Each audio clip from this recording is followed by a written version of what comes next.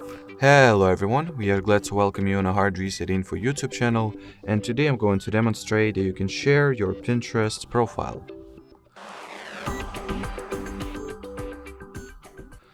So, first of all, you will need to open the saved section of the app, or the section that contains your saved profile, your Pinterest profile, and in here to your top right you can either automatically share your profile through one of the apps you have installed by tapping at this icon and choosing the app that you would like to share it through.